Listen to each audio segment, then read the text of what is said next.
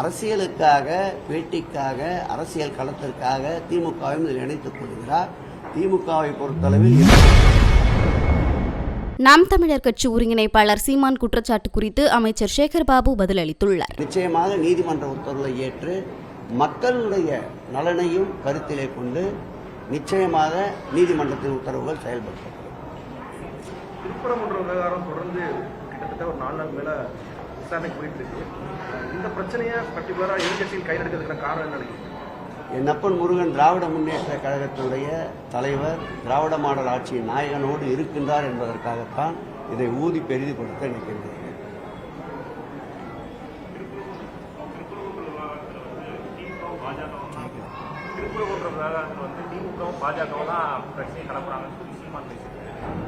நீங்களும் அதே சொல்லுங்க, அதான உண்மை. பாரதிய ஜனதா திட்டமிட்டு இனத்தால், மதத்தால், மொழியால் மக்களை பிளவுபடுத்த வேண்டும் என்று நினைக்கின்றார்கள். இந்தியாவினுடைய இரும்பு மனிதன் என்று போற்றப்படுகின்ற வல்லபால் பட்டேலினுடைய உறுதியும் நெஞ்சுரமும் கொண்ட திராவிட மாடல் ஆட்சியின் நாயகன் எங்கள் முதல்வர் இருக்கின்ற வரையில் இந்த பிரிவினைவாதத்திற்கு இடம் தர மாட்டார் என்பது சீமான் அண்ணன் அவர்களுக்கும் தெரியும். அரசியலுக்காக, பேட்டிக்காக, அரசியல் களத்திற்காக திமுகவையும் இதில் இணைத்துக் கொள்கிறார். திமுகவை பொறுத்தளவில் எல்லோருக்கும் எல்லாம் நிலைப்பாட்டில் உறுதியாக இருக்கின்றோம்.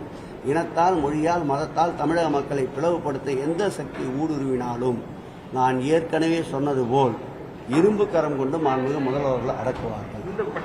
நிறைய வந்துச்சு, போட போறீங்க. செய்திகளை உள்ளது உள்ளபடி தெரிந்து கொள்ள ரெஃப்ளெக்ட் நியூஸை சப்ஸ்கிரைப் பண்ணுங்க.